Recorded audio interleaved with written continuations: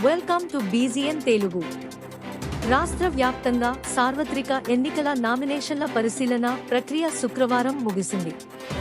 వైకాపా అభ్యర్థులు దాఖలు చేసిన అఫిడవిట్లు, నామినేషన్ల పత్రాలపై తెలుగుదేశం అభ్యర్థులు పలు అభ్యంతరాలు తెలిపారు.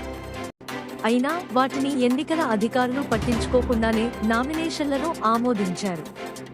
కొన్ని పేటెంట్లలో ఆర్వోల ఏకపక్ష నిర్ణయాలపై తెలుగుదేశం నేతలు తీవ్రంగా మండిపడ్డారు.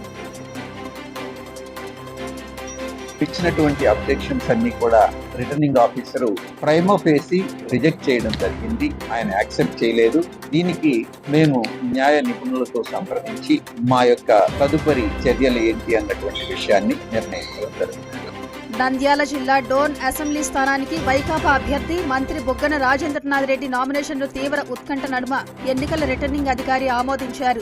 ఈ సందర్భంగా డోన్ లో రోజంతా హైడ్రామా నడిచింది. బుగ్గన ఈ నెల 22న నామినేషన్ తో పాటు సమర్పించిన అఫిడవిట్ లో కొన్ని కాలమ్స్ ను నింపకుండా ఖాళీగా వదిలేశారు. ఇది నిబంధనలకు విరుద్ధమని తెదేపా అభ్యర్థి కోట్ల సూర్యప్రకాష్ రెడ్డి తరఫు న్యాయవాదులు అభ్యంతరాలు వ్యక్తం చేశారు. నామినేషన్ తిరస్కరించడానికి బలమైన కారణాలున్నాయని వాదించారు. జిల్లా ఎన్నికల అధికారికి సమాచారం ఇచ్చి తగిన నిర్ణయం తీసుకుంటానని ఆర్వో తొలుత పెండింగ్ లో పెట్టారు. అధికారులు ఇచ్చిన నోటీసులకు బొగ్గన తరఫు న్యాయవాదులు సాయంత్రం సమాధానాలిచ్చారు. వాటి ఆధారంగా నామినేషన్ ను ఆమోదిస్తున్నట్లు సాయంత్రం 6 గంటలకు ఆర్వో ప్రకటించారు. ఇది చాలా లోపభూయిష్టంగా తప్పుల తడకగా ఆయన నామినేషన్ ఉంది. ఇది ఎవరికైనా చిన్న పిల్లవాడికి కూడా మరి తెలిసే విషయం. ఎందుకంటే ఆస్తులు కనపరచకుండా దాచిపెట్టినాడంటే ఖచ్చితంగా ఇది అధికారులను, ప్రభుత్వాన్ని, ప్రజలను మోసం చేయడమే.